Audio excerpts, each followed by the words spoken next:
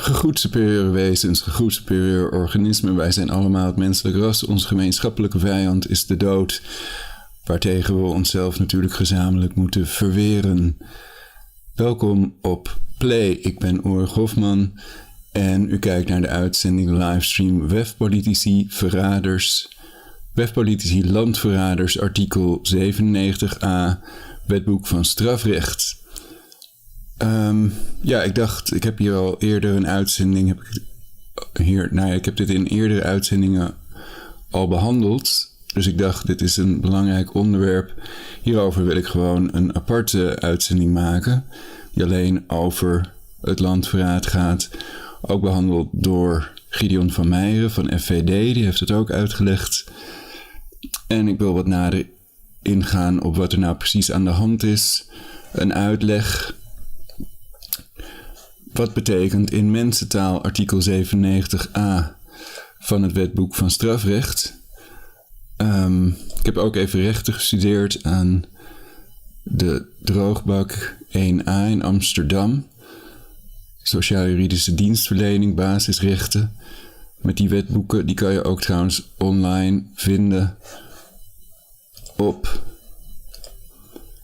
wetten.overheid.nl. Dus dat is gewoon het hele artikel. Daarmee kan ik beginnen en dan een uitleg. Dit is goede vraag, onderdeel van startpagina, startpagina.nl. En het is interessant dat dit 10 jaar, 5 maanden geleden gepost is. Ik dacht dat ik dit heb gevonden via een FVD-video of pagina of zoiets.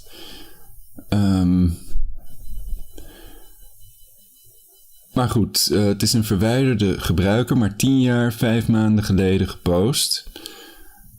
En wat betekent in mensentaal artikel 97a van het strafrecht? Het beste antwoord: inmenging in de buitenlandse politiek door het steunen van revolutionaire bewegingen is strafbaar met een zeer hoge maximumstraf. Nou, de meeste mensen hebben professor Klaus Schwab horen zeggen Fourth Industrial Revolution. Hij zei in een video Fourth Industrial Revolution, prepare for an angrier world, etc. Dus dit wil ik eerst gaan lezen. Laat ik er dit wetsartikel bij doen. En in het artikel wordt ook het woord omwenteling gebruikt. En dan gaat het in dit verband om een politieke omkering is gelijk aan revolutie.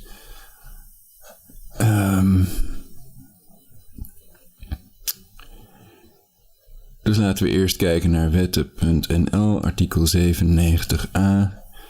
Die voeg ik nog even toe. En dan laat ik hem met de wereldbol erachter draaiend zien. Artikel 97a. Wetten. Oké.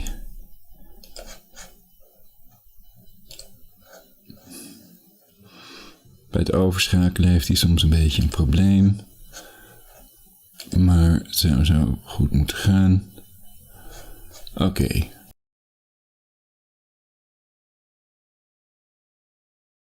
Artikel 97a wetten.overheid.nl. Hij die met een in het buitenland gevestigd persoon of lichaam in verbinding treedt met het oogmerk om een zodanig persoon of lichaam tot het verschaffen van steun aan het voorbereiden, bevorderen of teweegbrengen van omwenteling te bewegen, om een zodanig persoon of lichaam in het daartoe opgevatte voornemen te versterken of aan een zodanig persoon of lichaam daarbij hulp toe te zeggen of te verlenen, of om omwenteling voor te bereiden, te bevorderen of teweeg te brengen, wordt gestraft met levenslange gevangenisstraf of tijdelijke van ten hoogste 30 jaren of geldboete van de 5e categorie. Wat betekent in mensentaal artikel 97a van het strafrecht? Artikel 97a. Hij die met een in het buitenland gevestigd persoon of lichaam in verbinding treedt met het oogmerk om een zodanig persoon of lichaam tot het verschaffen van steun aan het voorbereiden, bevorderen of teweegbrengen van omwenteling te bewegen, om een zodanig persoon of lichaam in het daartoe opgevatte voornemen te versterken of aan een zodanig persoon of lichaam daarbij hulp toe te zeggen of te verlenen, of om omwenteling voor te bereiden, te bevorderen of teweeg te brengen, wordt gestraft met levenslange gevangenisstraf of tijdelijke van ten hoogste 30 jaren of geldboete van de 5e categorie. Het beste antwoord: inmenging in de buitenlandse politiek door het steunen van revolutionaire bewegingen is strafbaar met een zeer hoge maximumstraf. Andere antwoorden: 3. Het stelt strafbaar pogingen om samen met een buitenlandse organisatie een revolutie in Nederland te bewerkstelligen. Het begrip omwenteling is in artikel 80 bis van het Wetboek van Strafrecht gedefinieerd als het vernietigen of op onwettige wijze veranderen van de grondwettige regeringsvorm of de orde van troonopvolging. Het artikel is in 1920 ingevoegd en dat moment is niet toevallig. In 1918 heeft de socialist Troelstra de revolutie afgekondigd. Dat ging weliswaar jammerlijk mis, de vergissing van Troelstra, maar de schrik zat er wel flink in. Opvallend is dat het artikel heeft gedacht aan een revolutie die van buitenaf op Nederland afkomt, een communistische revolutie dus. Het artikel verbiedt niet om de grondwet te wijzigen volgens de grondwettelijke procedure en langs de weg de grondwettelijke regeringsvorm of de troonopvolging te veranderen. De Nederlandse ingezetene die met een buitenlander of buitenlandse organisatie in contact treedt om hem te helpen hier de macht over te nemen, of de buitenlander of buitenlandse organisatie helpt hier de macht over te nemen, wordt gestraft met een levenslange gevangenisstraf enzovoort. Als hij helpt bij het voorbereiden, bevorderen of teweegbrengen van de machtovername. Het zogenaamde land voor het artikel. Elkeen die een buitenlandse mogendheid of persoon helpt om in Nederland een staatsrechtelijke verandering te verkrijgen, Nederland een onderdeel laten worden van een ander land, het koningshuis omverwerpen, wordt bestraft met een levenslange gevangenisstraf, was tot de jaren 60 de doodstraf.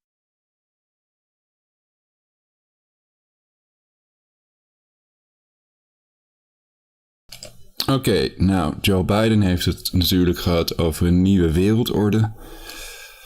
Die video heb ik ook laten zien in een vorige uitzending. En ik heb hier een interessante video. Even kijken of ik die op mijn scherm kan krijgen. This fourth industrial revolution is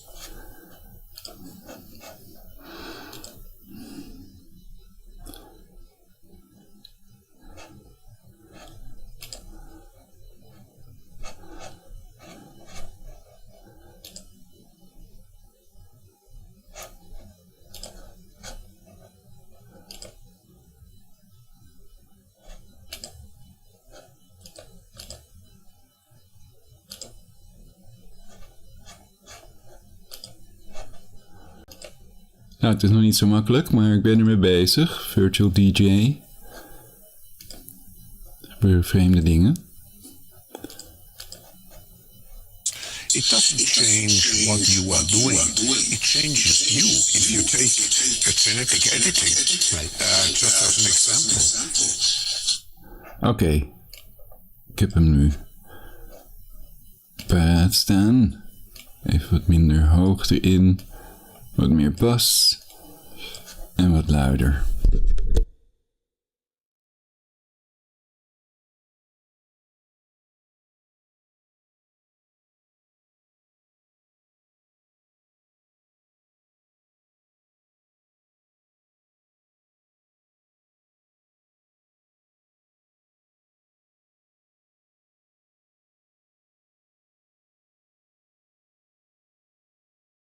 Nou, de bron is niet beschikbaar op open broadcaster software.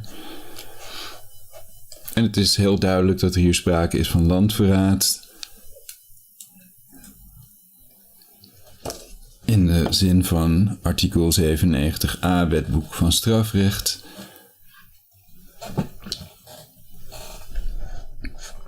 Dus het gaat om een entiteit, een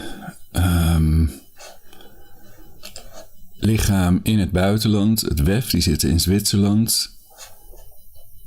Ik start ondertussen even de video op een andere manier. Dit komt anders nooit voor. En net leek het ook alsof het geblokkeerd werd. De text-to-speech engine die haperde een beetje. Dus een in het buitenland gevestigd lichaam, WEF, wat een 4e industriële revolutie nastreeft. Er is geen twijfel over mogelijk. En Biden heeft ook opgeroepen voor een nieuwe wereldorde. Dus vandaar dat we dat zeker weten.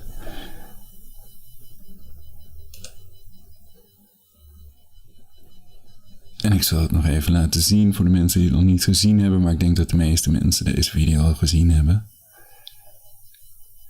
En dan heb ik nog een andere interessante video. Natuurlijk gaat het om You will own nothing and eat the bugs. Hoeveel procent zou dat willen? Misschien 10% van Nederland die daarvoor wil gaan. Maar de meeste mensen zijn daar echt tegen.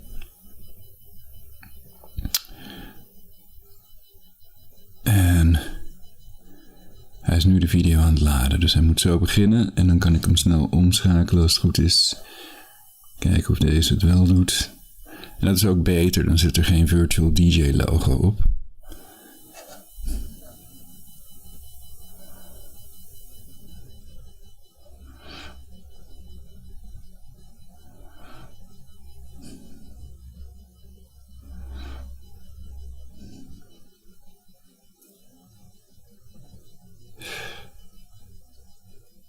En Biden en Fauci en Trudeau en anderen, die hebben allemaal gelogen over het vaccin. Biden heeft gezegd, you can't get COVID if you have these vaccinations. En daarna hoorden we hem zeggen, I tested positive for COVID.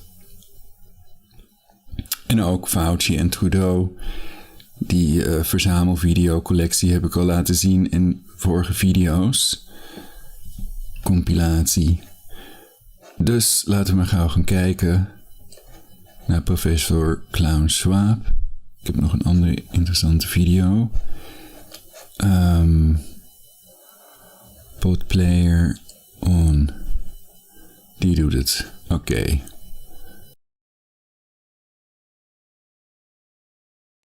The difference of this fourth industrial revolution is it doesn't change what you are doing. It changes you. If you take genetic editing, right. Just as an example, it's you who are changed. Yeah. And of course this has a big impact on your identity. Yeah. And offers certain kinds of possibilities that have to be careful about. When you began to do that kind of gene editing, some people worry that you are changing. Yuval Noah Harari heeft het natuurlijk gehad over hackable humans. En hij gelooft ook in useless eaters, hoewel de nodeloze eters natuurlijk belangrijk zijn voor de economie. Waar zou de economie zijn zonder die nodeloze eters, zoals ze die noemen? Bevolkingsbeheersing.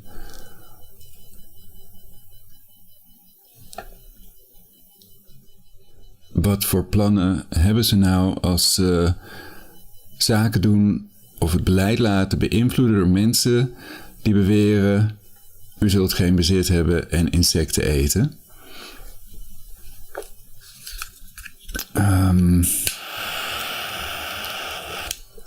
Ik heb het daarover in vorige uitzendingen gehad. Die studie die laat zien dat eetbare insecten een onderschat reservoir zijn voor pathogene parasieten. PubMed Central studie, makkelijk te vinden. Underestimated reservoir in het Engels.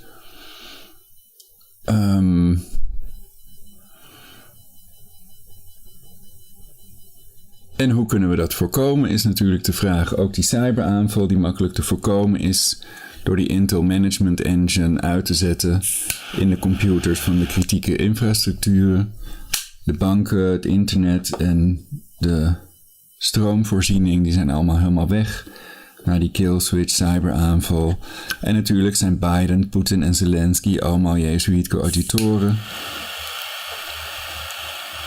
Dat heet trouwens niet op audiëntie, maar gewoon op visite geweest bij de paus. Die staan op de foto met de paus, ook Tedros Adhanom, Lavrov en Erdogan, de president van Turkije.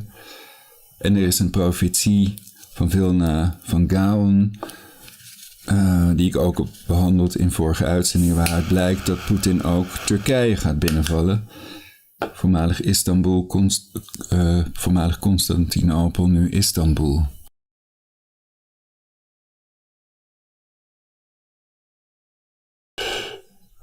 Dat gaat over de vermeende Messias. En de helft van die profetie die is al uitgekomen. Dus check die vorige uitzendingen als u die... of u kunt het gewoon brave searchen of googlen. What it means to be human. That's the problem. That kind of gene editing, some people worry that you are changing what it means to be human. That's the problem. Of course, the new industrial revolution offers us many opportunities, but it raises manifold questions on the ethical, but even legal implications. And we have to be prepared for it, and that's what we want to do in Davos next year. Talk about technology and how the ways it can be deployed, that contribute to growth rather than exacerbate unemployment. How will that implement itself? It's a big question mark because there is a fear that technology, robots, just to take one you gain element, productivity from machines. Exactly, and it replaces maybe the workforce or jobs faster than we can replace them with new jobs. Not everybody can be a robot polisher and so on, so there will be new jobs. The difference of this fourth industrial revolution is it doesn't change what you are doing. It changes you. If you take genetic editing, right. Just as an example. Oké, en dan heb ik nog een andere video. Kijken of dat werkt als ik deze nu uitzet. En die andere aan.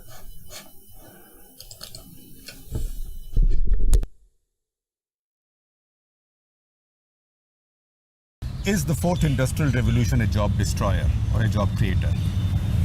It is certainly short-term a job destroyer because one of the characteristics of the fourth industrial revolution compared to the previous revolutions is the speed. It's like a tsunami. In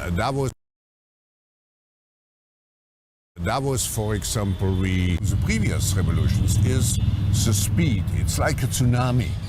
In Davos, for example, we were sometimes accused of rigorous globalization. More than sometimes. Yes, but this is a misconception.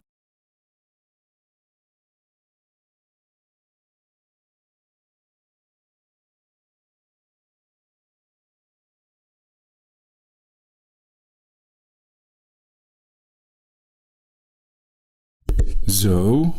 En dat was de video. Moet ik even kijken naar de titel. Klaus Schwab. Jobs destroyed like a tsunami. Not okay.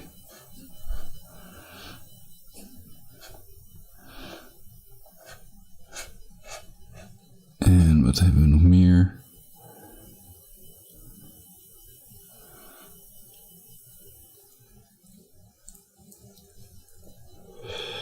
Dat was het wat betreft Schwab. Overgaan op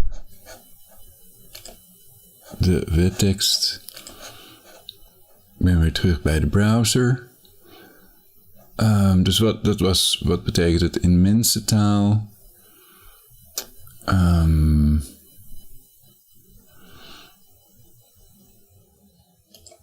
Tja, veel mensen beweren dat ze te maken hebben met corporaat fascisme, corporatocratie. Dus dat kunnen mensen ook bestuderen. Ook nazi-eugenics, nazi-eugenetica. De Engelse versie zou ik dan bestuderen. Corporaat fascisme op quora.com. Free Dictionary Corporatism. Tja, ik kan wel wat in het Engels voorlezen wat dit betreft.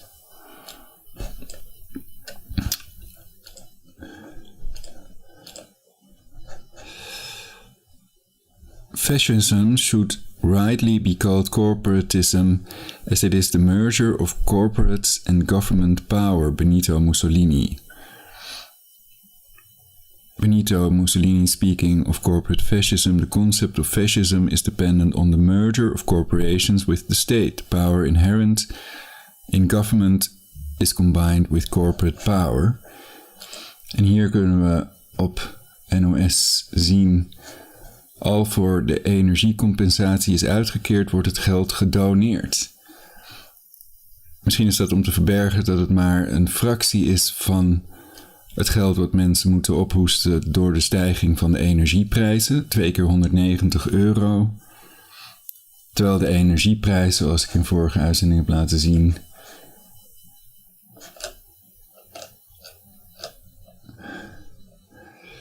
van 30 naar €800 een piek gestegen is. Dat is de prijs voor elektriciteit. Hier kunt u het zien. En op het moment van dit artikel was de prijs €508 afgerond op 13 september. Dus dat is alweer een tijdje terug.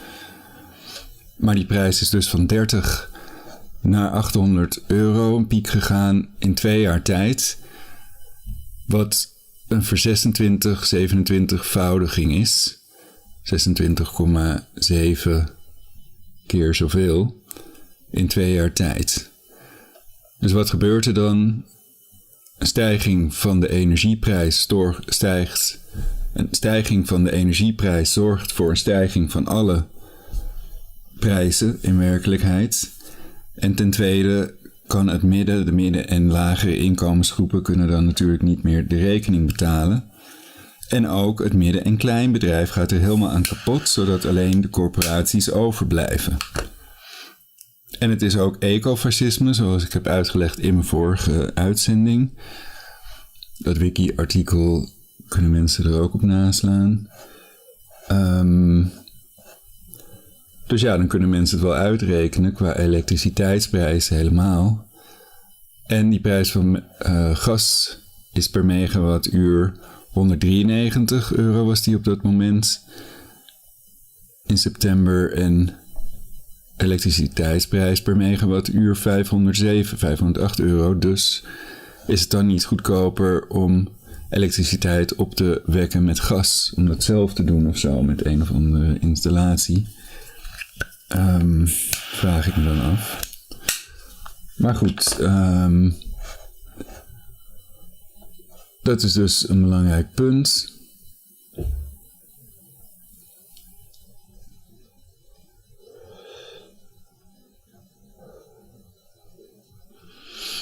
En Joe Biden heeft 5 maanden terug al een... dit artikel wil ik eigenlijk niet laten zien.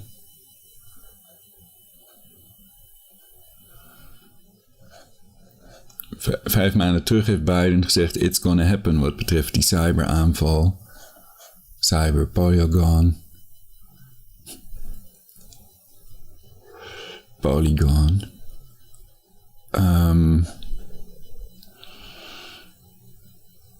Dus wat had ik nog meer geselecteerd? Economics of Fascism is misschien interessant om te bestuderen.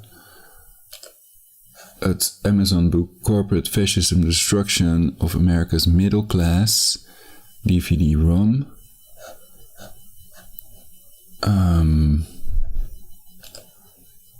Corporate Fascism, The Vatican and the 21st Century. Die wilde ik eigenlijk even lezen, heb ik nog niet gelezen. En dat is in het Engels. Ik zou hem kunnen vertalen naar het Nederlands, maar ik denk dat de meeste mensen wel Engels verstaan. Corporatism. Oh ja, dat was ik nog aan het lezen, dacht ik. Hè?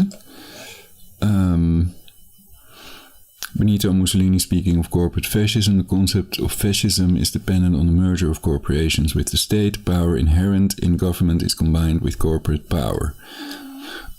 Mensen moeten zelf die bronnen verifiëren, dus ik garandeer niet dat dit echt de Mussolini-quotes zijn, maar ik denk van wel. This brings the majority of power in a nation under a small group of individuals. This is known as an oligarchy. Zo, Boxy is de bron daarvan. Corporate fascism is not corporatism. Dit is wat ik zelf dacht, dus, maar het kan totaal fout zijn. Corporate fascism is not corporatism. Corporatism does not refer to a political system dominated by large business interests. Corpocracy, from corporate and Greek kratia, literally domination by, short form corpocracy is a term used to refer to an economic, political and judicial system controlled by corporations or corporate interests.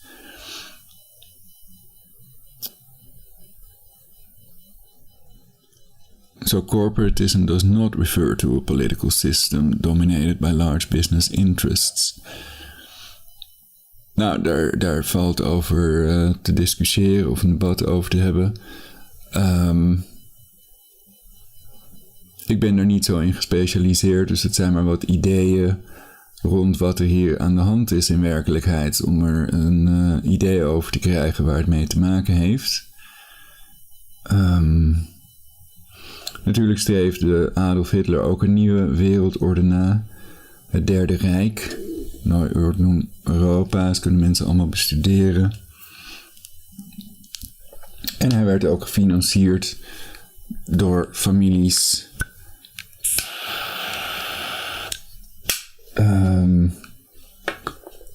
die ook Joseph Mengele hebben gefinancierd, die ook heeft geëxperimenteerd op kinderen, zoals sommige mensen nu opnieuw gedaan hebben met experimentele vaccins, met een emergency use authorization status.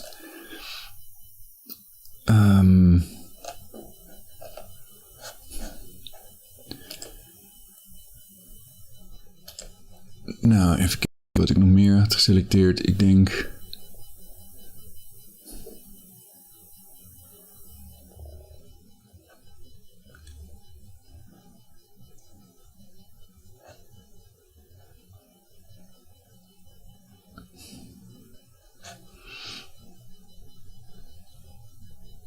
Wat ook een interessante video is horror short film quote Slaughterbots, een quote, Alter op YouTube.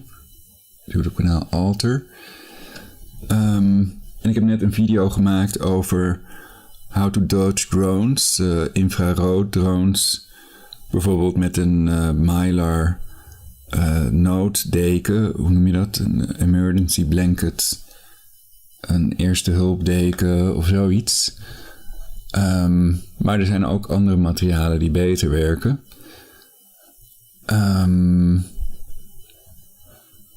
Dus daar kunnen mensen meer informatie over vinden online. Als er bijvoorbeeld een invasie zou zijn van troepen, Russische of Chinese troepen en dergelijke, dan zou dat misschien mensenlevens kunnen redden.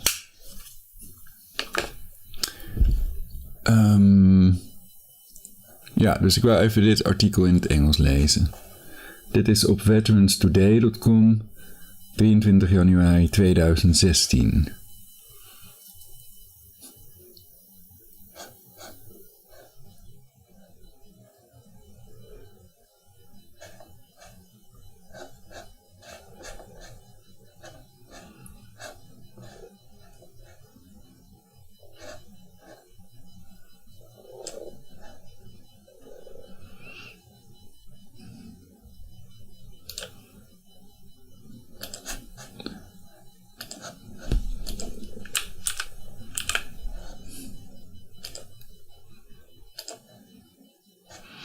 Oké, zo moet je het doen.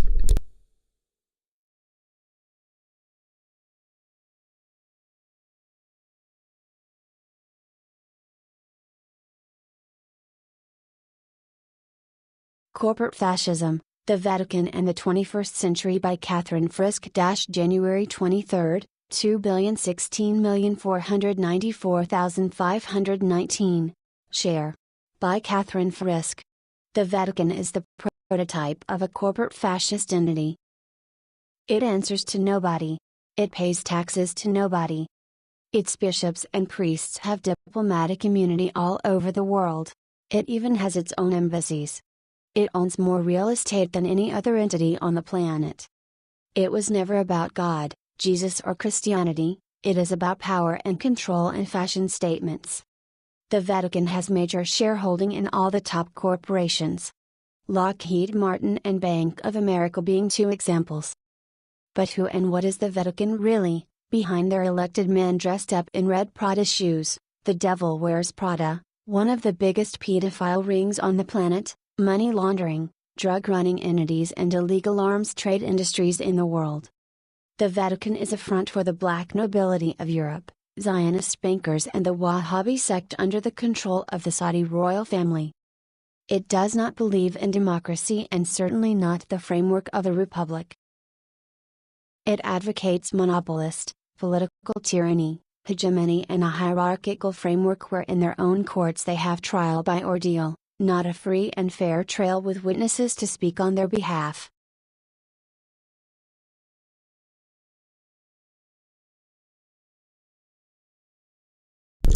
So what I wanted to say is that part, but who and what is the Vatican really behind their elected men dressed up in red Prada shoes, etc. There's a question mark.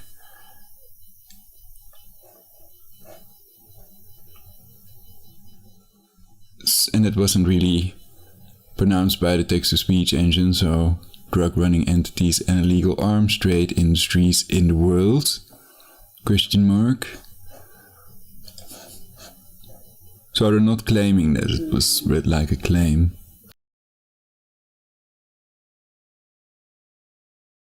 For the last 1,000 years, their goal has been to take over Russia, which has determinedly remained Orthodox Christian in spite of a communist invasion funded by Wall Street bankers, and not succumb to the dictatorship of the Pope nor in their advocacy that the Pope owns the planet, all bodies on the planet and all souls. An apostolic church based on all 12 disciples, as opposed to Peter, who is the only person referred to in the Bible as Satan, is more in alignment with a federation of states, a republic and democracy. Religion is an illusion, to quote Freud, and I'm for keeping the right to freedom of religion, freedom of thought, physical integrity, and privacy.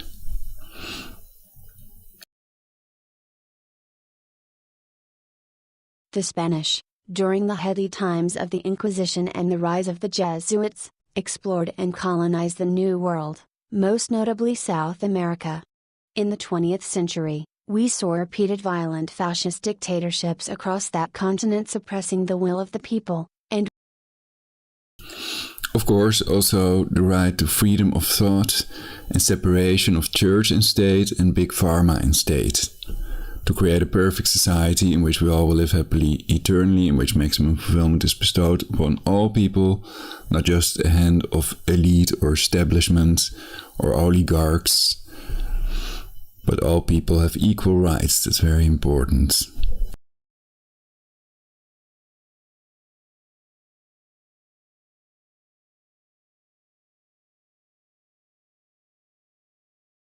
in the 20th century, we saw repeated violent fascist dictatorships across that continent suppressing the will of the people, and where the hidden hand of the CIA, which is duty-bound to the Vatican, has played a major role.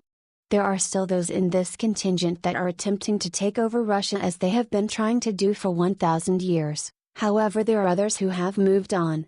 They have by slow degrees moved to South American countries and taken their wealth with them. Vatican City.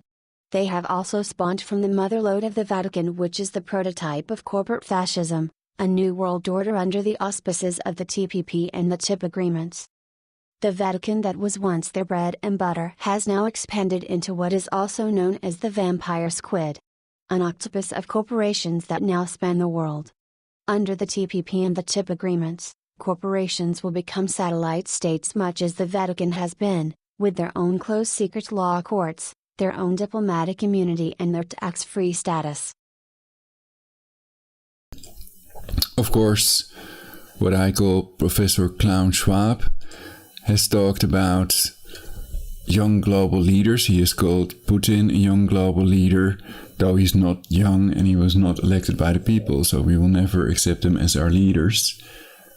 And That's also a video in which he claimed, there's also a video in which he claims that they have penetrated the cabinets. I can play that as well. I wanted to add that I thought it was connected to the other video that I was playing, so I can search that so that it's all in this video basically. Because that's what lots of people are talking about, of course.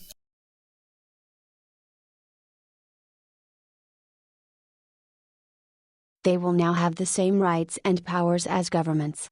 They will be able to sue governments for loss of income due to wage labor laws, health laws, environmental laws, in fact any government regulation that they see as a hindrance to their profitability. The black nobility, the Jesuits, the Illuminati and the Zionist bankers will change like chameleons, in fact already have. They are now the CEOs of these corporations and have successfully removed themselves from nation-state status and the thrones which they once sat on, all altars at which they once served as priests and central banks which they once controlled. Sorry guys. There's enough CPU and RAM available, so that's not causing the speech engine to hang. According to some sources in the chat, Soros and Gates may be renting hackers, but that's of course not verifiable. And the biggest genocides were perpetrated by government, so if the intel agencies are involved in this, then they're not gonna prevent the cyber attack that they have planned. A premeditated cyber attack on the global financial system, which will make the banksters trillions. Or bankers, if you prefer. Some call them banksters. It's another story. So what can I say about this? It's premeditated. If they don't switch off Intel Management Engine, NSA has switched it off in their computers because Biden has announced this cyber attack 5 months ago. And they've had all this time to repair it, to prevent this.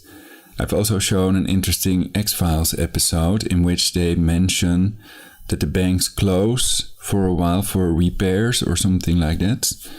I've played it in a previous broadcast about... I can check what episode. It's a video on YouTube, compilation. It's from episodes of X-Files, Season 10, Episode 6, My Struggle 2. And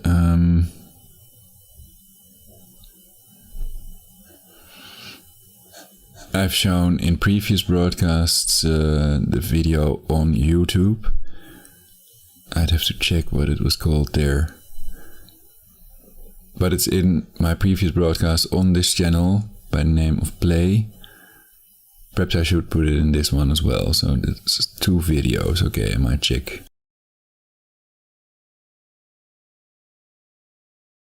The horse has already bolted from the stable. They have stolen as much gold as they could in the last 500 years and have it in private storage facilities that you know nothing about. Leaving countries around the world with now defunct central banking systems that are bankrupt. The Vatican will become a poor church, because quite simply all its wealth has long since left Italy, along with all the gold in their catacombs, artworks and the library. Anything you see in the Vatican today is a replica. The real power in the Vatican has long since vacated the building. They sit in boardrooms now, plotting and planning the full implementation of the TPP and the TIP agreements, and when they do not get their way, they set loose color revolutions, tsunamis, earthquakes and droughts in order to convince other nations to fall into line. Which, by the way, is a crime against humanity and needs to be addressed in an international court of law where the perpetrators are arrested, charged and brought to book. Having So where is the evidence, basically? You could argue without that it's conspiracy, though people can verify stuff online and They're aware that there are sources of disinformation out there. But modifying the jet stream with ionospheric heaters, yes. And according to sources online, man-made quakes miss that preamble that natural quakes always have. And they have these terawatt producing ionospheric heaters, punching holes in the Earth's ionosphere, which they claim recover after a while, but for how long? And of course, they burn fossil fuels, diesel and natural gas. So the question is, how much do they contribute to global warming? I think it's cold in the Netherlands personally. And ice ages kill a lot more people than the warm periods. There is no anthropogenic man-caused global warming, as I've also shown in previous broadcasts, backed up with the scientific data.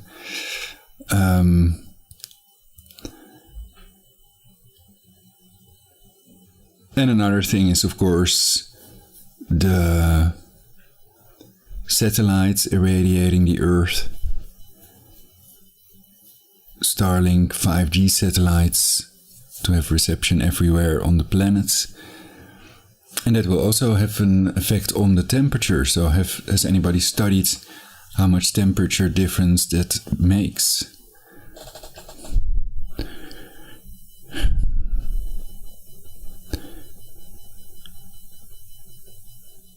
Well, I think some people have, that you may be able to find studies with some searching.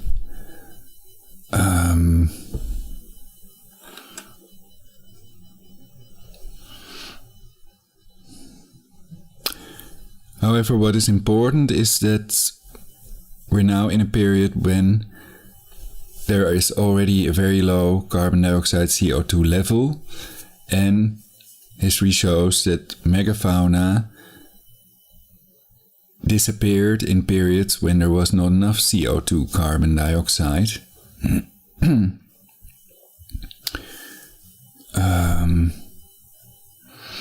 And perhaps that also fits in with the population reduction, cutting everyone off from food, energy, and the internet with the cyber attack.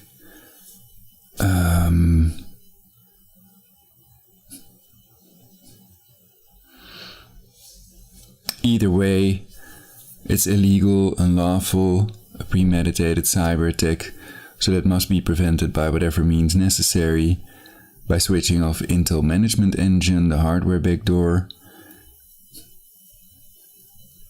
And otherwise, the bank's power supply and internet are gone. The computers are irreparably damaged and the hard disks erased. And it's the task of the intel agencies, the governments, to protect and serve their citizens against this type of cyber warfare attack, or cyber war attack, or whatever you want to call it, hack attack. So another idea is creating an antivirus so that this cannot happen. And again, the question is also what is done if they don't do their job. Millions of people, perhaps even billions, could die from this cyber attack, and civilization would be destroyed. All internet libraries are gone, etc. So disconnecting the power supply, for example, the grid, disconnecting the grid from the internet. Recently I read on Wiki what they called it. There's a word for it also. That's definitely possible. And it's a good idea to do that immediately. Also check the aggregates of the nuclear power plants so that they can cool the rods. Otherwise there would be a meltdown. So that is to be expected if the cyber attack would be done globally. Cyber attack of Putin and then Biden and all the ally countries, etc. So then we can definitely expect a meltdown or two. So it's just a good idea to check if they're safe, if they can cool the rods long enough. If we're without power for a month or longer, would that cause any problems?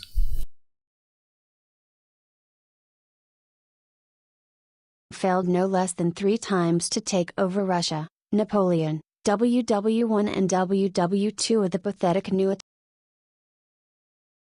Having failed no less than 3 times to take over Russia, Napoleon, WW1 and WW2 of the pathetic new attempt during the 1990s through economic warfare as well as the 2014 war in Ukraine, they have now decided to dump Europe altogether for better climes in the southern hemisphere. And as usual they will make it look like somebody else's fault. That is their plan anyway. George Soros has long masked what other powers he works with. Hence the funding by Soros of the refugees to Europe and the promises made to the Wahhabi that the failed invasion of the Ottoman Empire can now proceed. Muslims in time will be called invaders, colonizers, and the main cause for the destruction of European society as we know it. The fall guys. But things might turn out quite differently to what they expect. For Europeans, their best bet if they want to survive is to close all borders, refuse to sign the chip agreements, and then go east and join the Arab and BRICS. If anything, this is a gift horse, do not look it in the mouth. Keep Monsanto out and deport all refugees, most of whom are male and ISIS insurgent rapists. In fact, send them back to Soros on a one-way ticket. He is so rich he can feed, clothe and house them all. He funded them to go to Europe in the first place, so send them back to him. After centuries of Vatican tyranny, Europeans are now free. Wave the black nobility, the Jesuits and the Zionist bankers goodbye as they board planes for South America. You are well shot of them. 1,000 years of burning people to death is overkill in anyone's book. Francis is just basically closing shop and the Vatican is now an empty shell. He does not wear Prada and is doing a Uriah Heep impersonation in contrast to the Nazi Benedict who sat on a gold toilet seat. It's only smoke and mirrors, babe. Radog in Poland, Hungary, Austria, the Czech Republic and Slovakia have already woken up. They are moving east and dumping Brussels policies. They are tired of being used and abused in destructive wars across the continent where those who instigate them walk away rich while their populations are devastated. Hungary in their wisdom burned Monsanto GM fields and eradicated it from their country. The rest of Europe will follow. Eastern Ukraine will become an independent state. Poland and Hungary will reclaim what was originally their territory and the Zionist/Nazi/ISIS Kiev junta will be isolated into a small state. Who needs these freaks? The whole world saw their barbaric rape, plunder and pillage in 2014 and nobody is particularly impressed. Germany will soon follow and go east as will France. As for Spain, they are still tied by the umbilical cord to South America, the black nobility and what once was the Vatican, which is now the vampire squid. Who knows how that will turn out? Turkey is digging its own grave by threatening Russia in northern Syria. If they persist, they will be broken up between the Armenians, the Kurds and the Orthodox Christians in the west. What will be left of Turkey will be a minor entity. I also expect Constantinople and the Hagia Sophia to be returned to Greece where it belongs. And Revelation will be fulfilled. That is the way I read it, rightly or wrongly. I am a woman. I reserve the right to change my mind at any point in time. It comes with the package and time will tell. Catherine Frisk is a freelance writer, political commentator and the author of Jesus Was a Palestinian.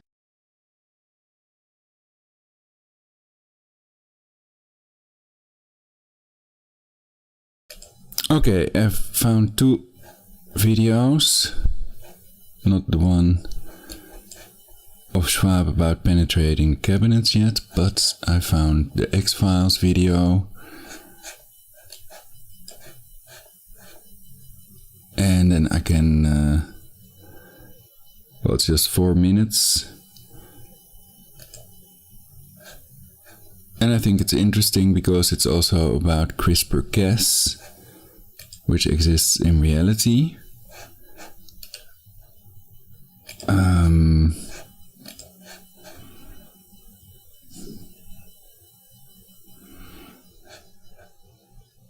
I think it's relevant, so let's play it again. Claims about what? You and everyone you know has a piece of DNA in your genome, put there without your knowing it. Put there by whom? Well, that's the question of the day. This is an internet lunatic. You're not saying you believe him. Hold on, Agent Einstein. You're talking to a scientist. Forgive me, Assistant Director. It may sound insensitive, but the suggestion is pure science fiction. What I'm saying, Agent Einstein, is that the facts, as I understand them, cannot be discounted out of hand. No one has the right or the ability to tamper with your DNA. Unless we gave them that ability. You say they're tampering with our DNA, that they're able to shut down our immune systems by the addition of something to our DNA. Yes, but I don't know how exactly. Or how it's being triggered. I don't know that either. Or why it's happening now.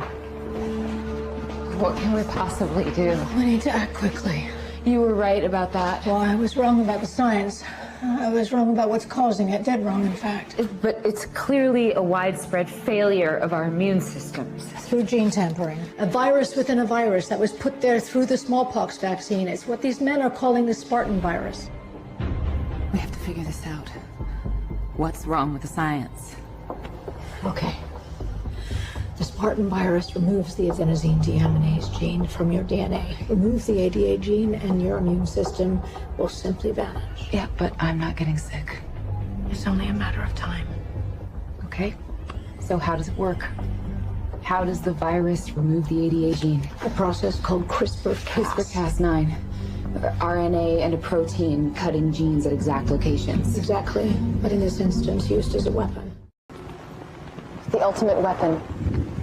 The ability to depopulate the planet. To kill everyone but the chosen. By tampering with their DNA.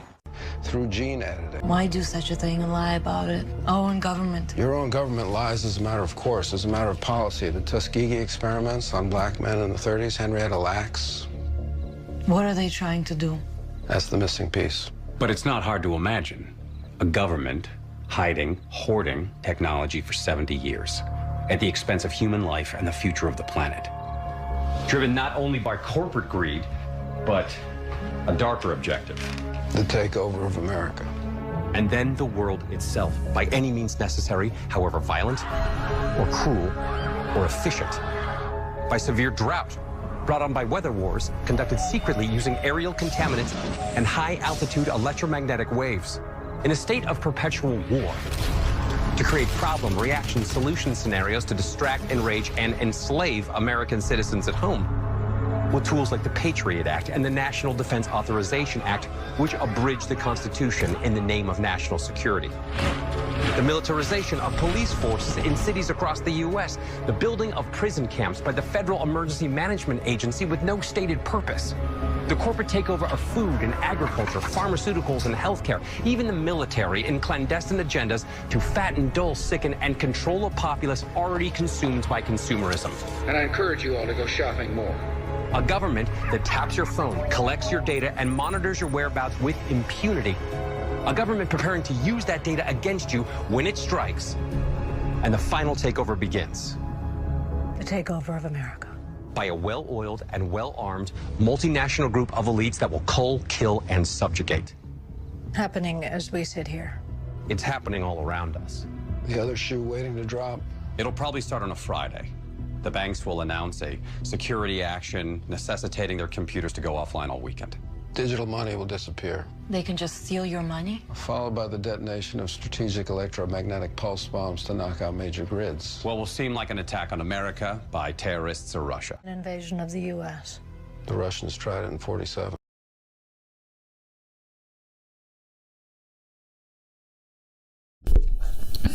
Okay, so that was X-Files Season 10 Conspiracy Overview. And the channel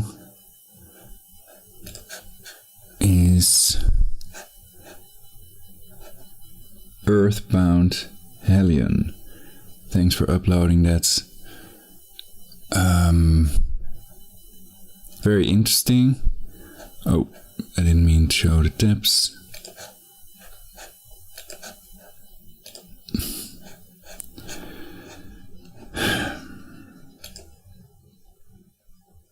Okay, I've prepared another video.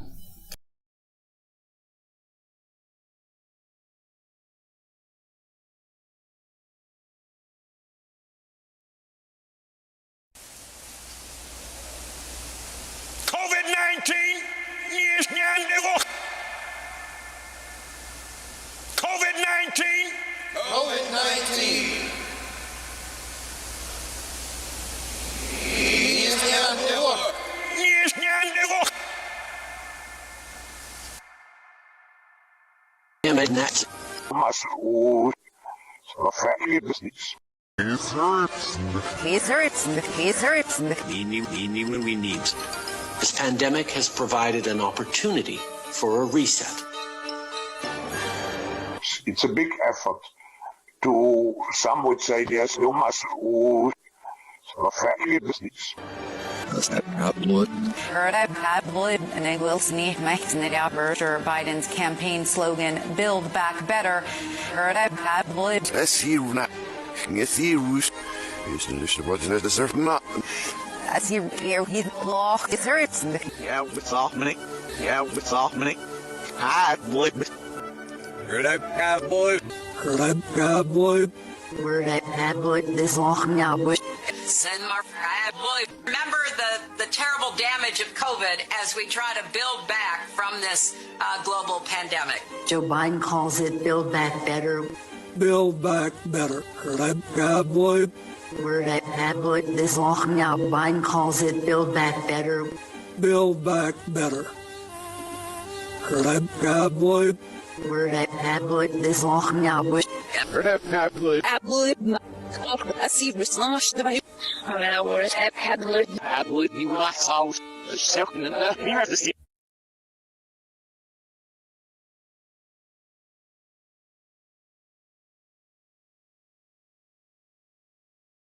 Heard that cowboy? Word that cowboy this long now, boy.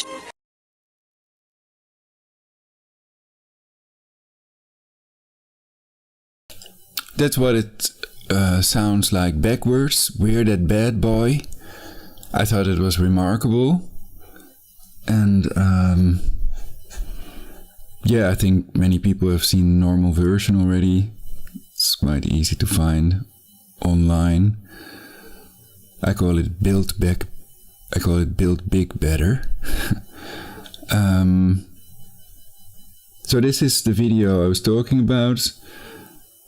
WEF Klaus Schwab, founder of the World Economic Forum, we penetrate the cabinets, unquote, news items. 28,000 views. When I mention now names like Mrs. Merkel, even Vladimir Putin and so on, they all have been young global leaders of the World Economic Forum. Mm-hmm. But what we are very proud of now is the young generation, like Prime Minister Trudeau, President of Argentina and so on, that we penetrate the cabinets. So yesterday I was at a reception for Prime Minister Trudeau, and I know that half of this cabinet, or even more half of this cabinet, are for our actually young global leaders of the World Economic Forum.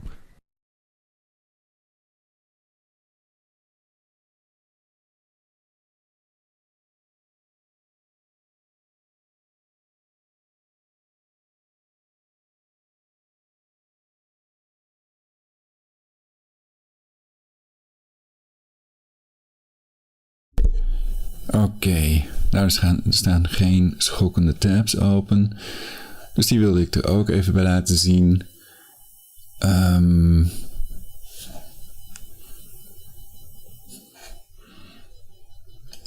ik denk dat ook Wiki...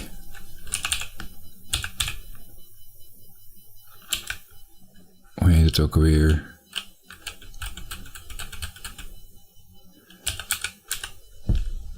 Nazi Eugenics.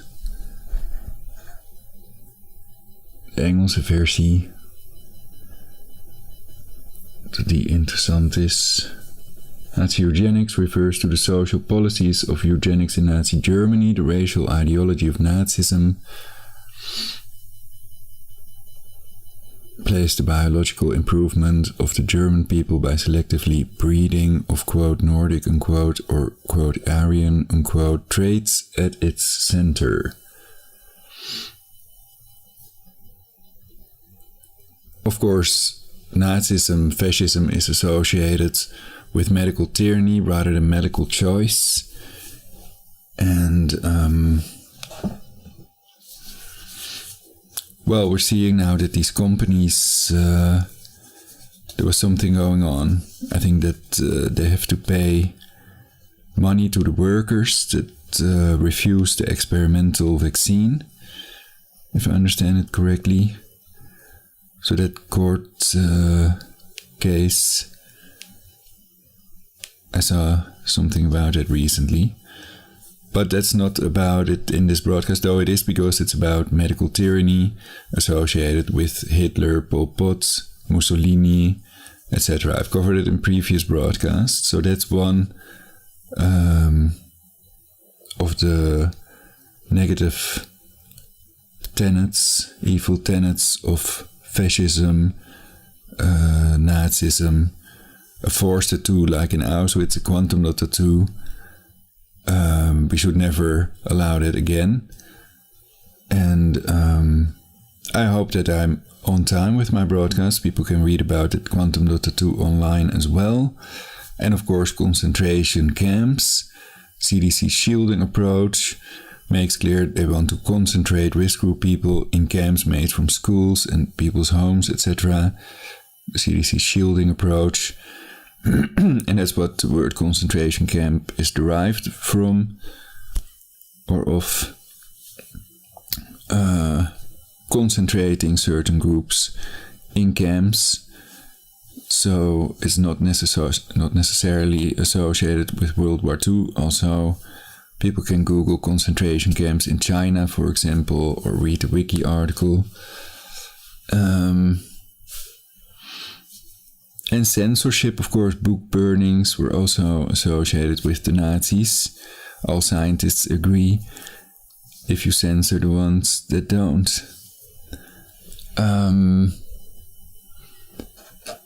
So this part was about the Rockefeller Foundation, even funded some of the research conducted by Joseph Mengele before he went to Auschwitz. He experimented on children, on twins. And the Rockefellers also have the testing action plan, COVID-19 testing action plan, rockefellerfoundation.org.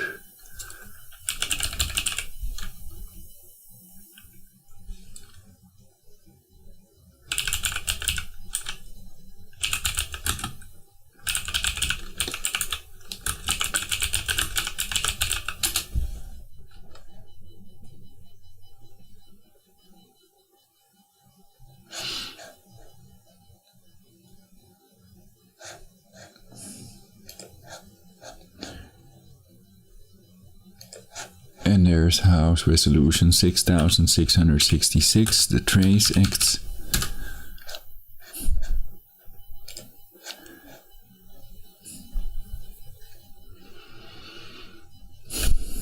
Hey, they used to have that nice page. Let's see. Well, I can download this.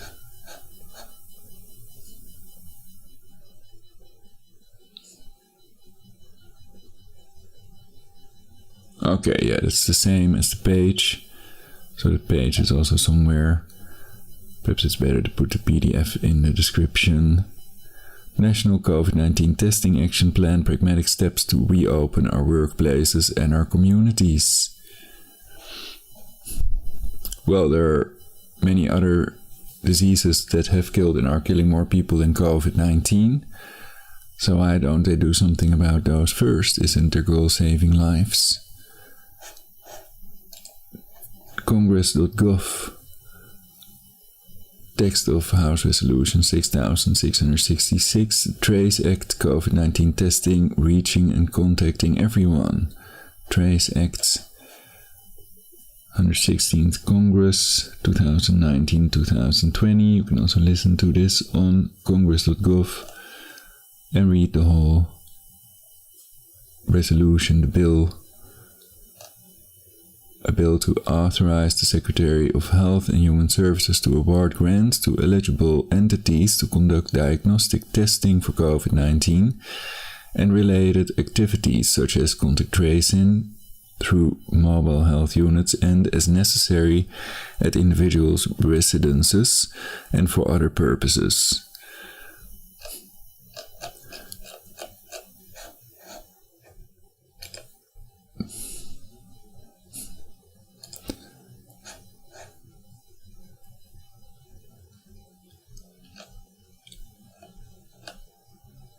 Dus de parallellen tussen het COVID-19-regime en het nazi-regime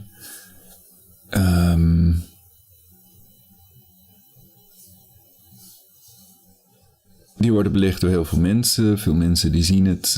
Ik heb ook andere overzichten gegeven op Stop World Control. Kunnen mensen ook meer informatie vinden. En in mijn vorige uitzendingen heb ik die allemaal belicht. Dus er zijn lange lijsten beschikbaar van de overeenkomsten tussen het regime tijdens de Tweede Wereldoorlog en het COVID-regime. Daar wil ik het nu niet over hebben. Ik heb het al in vorige uitzendingen belicht. Dus daarom vind ik het belangrijk dat mensen dat wel mogen vergelijken, omdat ze opnieuw hebben geëxperimenteerd op kinderen, net als de nazi's, Joseph Mengele, en dat dezelfde familie, Rockefeller-familie bijvoorbeeld, hier ook weer meer mee te maken heeft.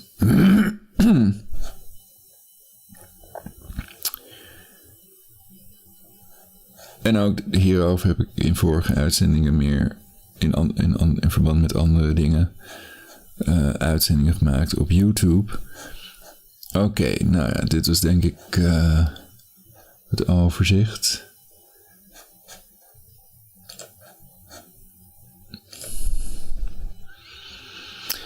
Ik kan nog even kijken op mijn kanaal. Ik betwijfel of er live streamers zijn. Dan kan ik even wat chatten misschien.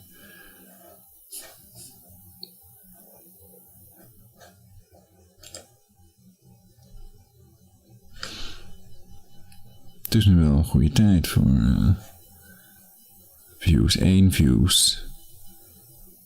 Om 9:40. Tussen 9:40 en 9:45. Nou.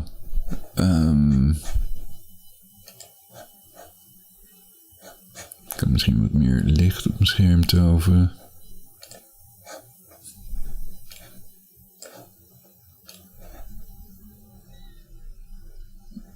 Zo.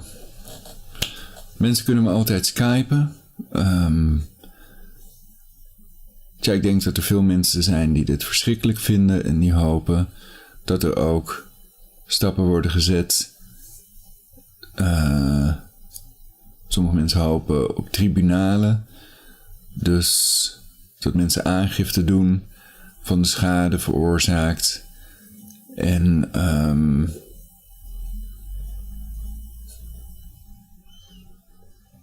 de cyberaanval voorkomen.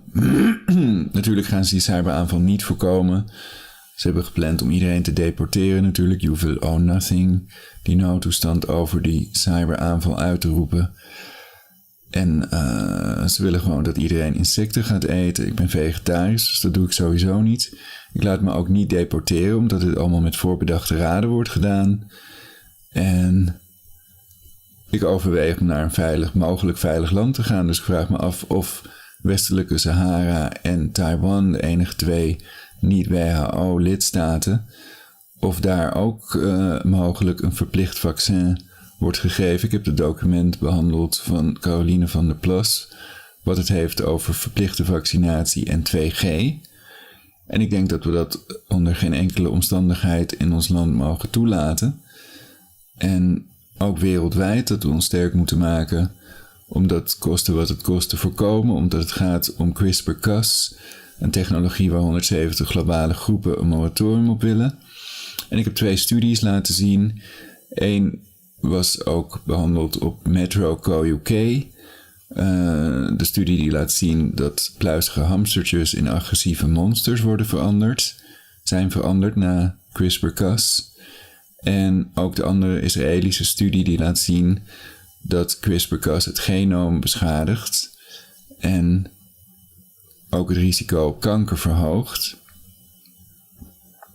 En daarnaast heb ik laten zien dat een Nature microbiology studie is die laat zien dat mensen die op natuurlijke weg verkregen immuniteit hebben opgebouwd, die immuniteit mogelijk een leven lang bij zich dragen, dat die immuniteit een leven lang meegaat, tenminste in sommige gevallen.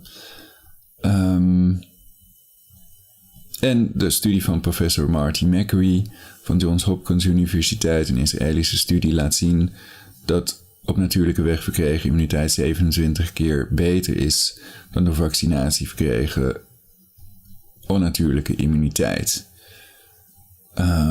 Die is ook te vinden op mijn YouTube kanaal. Waarschijnlijk op Perfect Society. Western Journal artikel. En ik heb hem ook recentelijk, ik denk bij CNN of zo gezien, dus die is vrij populair. En die heeft een wat realistischere visie op het gebruik van vaccins, net als de expert Dr. Geert van den Bos. En om een geïnformeerde beslissing te kunnen nemen in de zin van de Nuremberg-code, is natuurlijk de wetenschap nodig.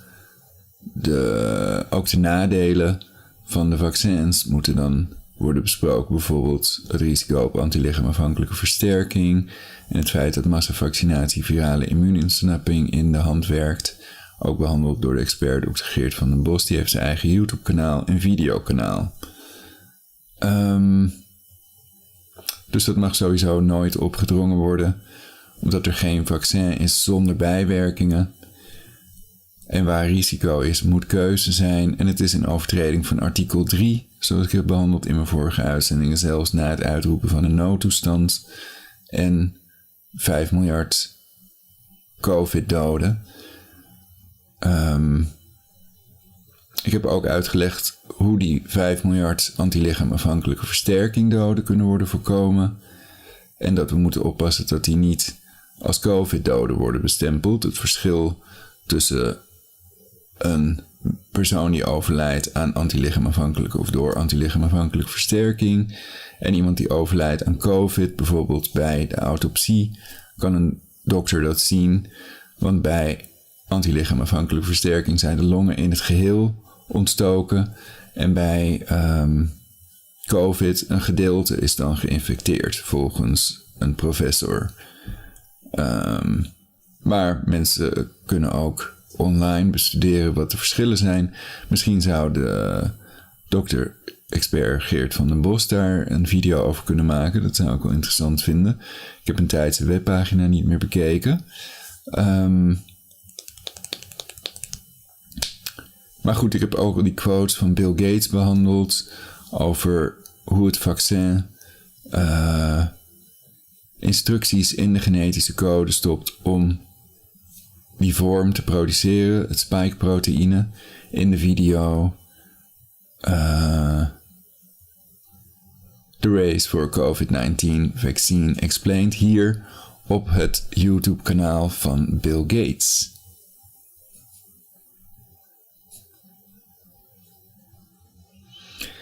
Dus dat weet ik 100% zeker. En ik denk dat we gewoon moeten bouwen op de feiten en de werkelijke officiële cijfers, de aantallen, doden en gevallen, en niet op theoretische modellen. En dat mensen geen misbruik mogen maken van pandemieën om de aarde te ontvolken of om al het bezit van mensen te stelen met een geplande cyberaanval en om een totalitair, corporaat-fascistisch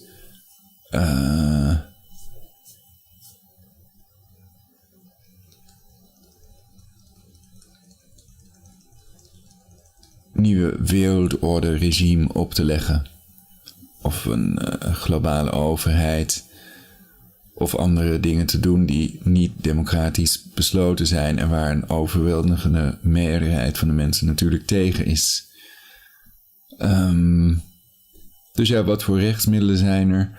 Kan iemand mij helpen om aangifte te doen? Misschien een advocaat.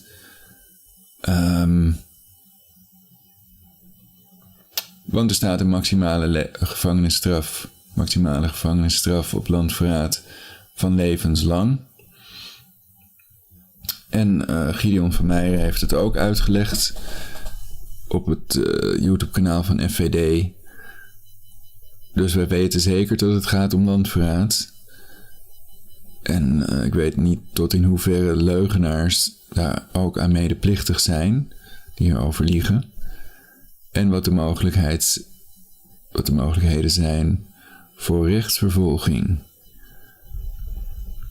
Dus ik hoor het graag van jullie via Skype Logic 999. Ik moet nu echt eten gaan koken. Het is 11:15, 28/10/2022. Bedankt voor het kijken. Graag liken, subscriben en verspreiden deze belangrijke video om genocide, massamoord en you will own nothing and eat the bugs te voorkomen is beter dan genezen en niet verkopen is beter dan genezen. Alright, en check mijn vorige belangrijke video's. Dus we gaan dit gewoon voorkomen met z'n allen. En het is duidelijk onrechtmatig. En ik denk dat veel mensen geen gedwongen behandeling willen en gehackt willen worden. Die willen niet ontvolkt worden en ze willen ook niet geen bezit hebben en insecten eten. Dus het is allemaal ondemocratisch. Ze denken gebruik te kunnen maken van wat sommigen pandemie noemen. Om dit allemaal op te leggen als echt nazi's, fascisten, totalitaire maatregelen te implementeren. Maar dat kan natuurlijk niet.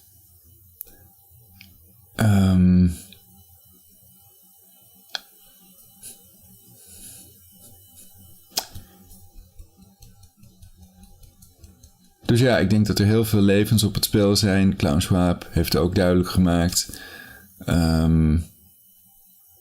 dat deze cyberpandemie of pandemie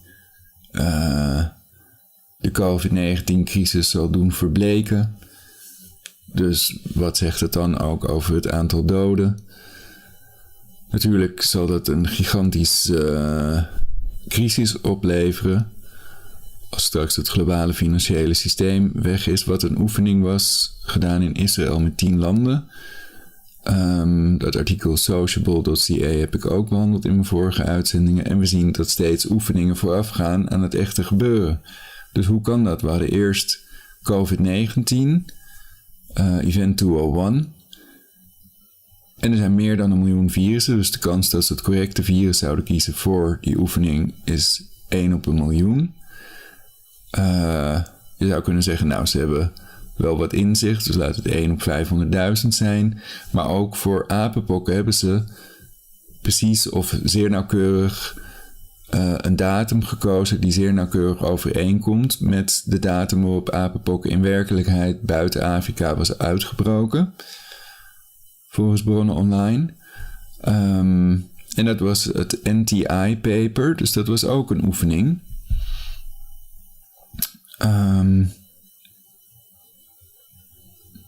Dus ja, dan is de vraag, hoe kan dat? Volgens veel mensen kan dat geen toeval zijn. Maar er zijn ook andere redenen waarom veel mensen denken dat dit een pandemie is.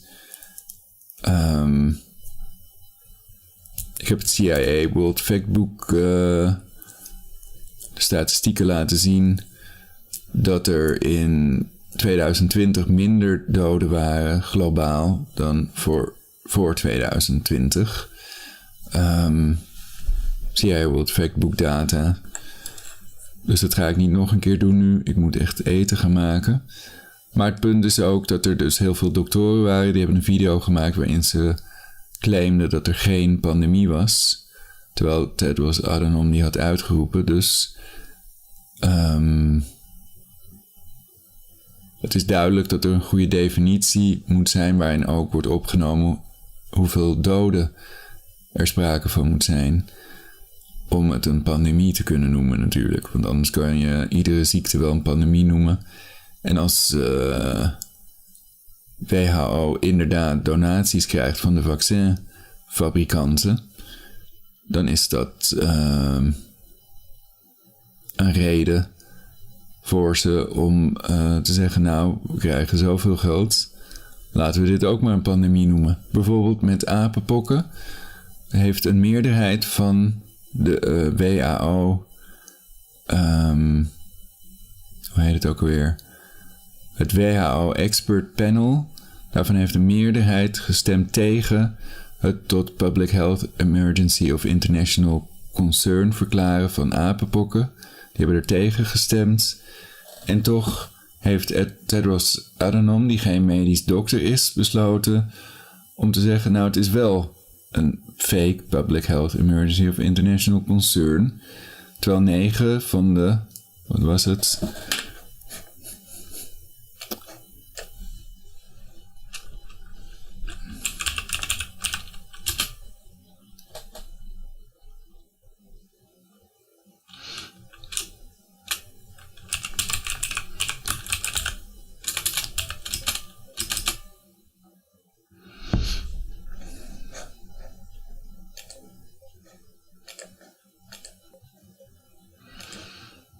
Nou, het gaat niet erg snel.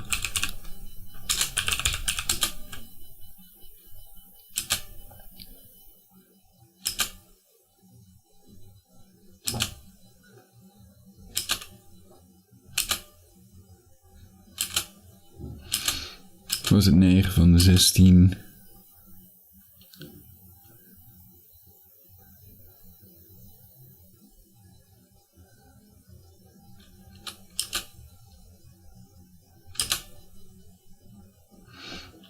Negen van de 15. Toch maar wel een fake, hoewel 9 van de 15 tegen hebben gestemd.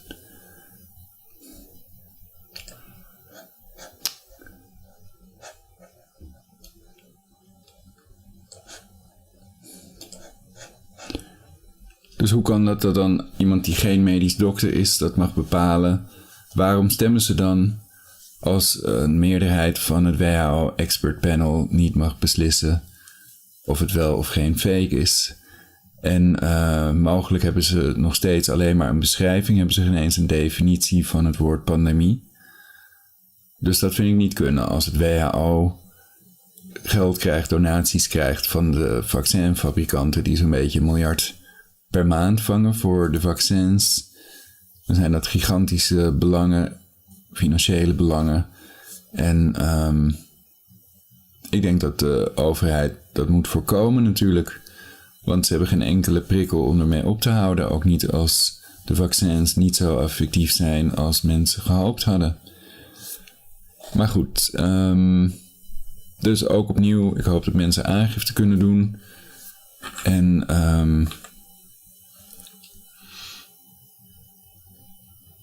dat een genocide in ons land wordt voorkomen. En dat het beste kan door de cyberaanval te voorkomen. Door gewoon Intel Management Engine uit te zetten. En dat kunnen mensen ook bij hun eigen computer doen. En meer daarover ook in vorige uitzendingen daarover op mijn kanaal. Bedankt voor het kijken, kusje voor de dames die het leuk zouden vinden. En ik ben Ulrich Hofman. Vrede zijn met u allen. Over en sluiten.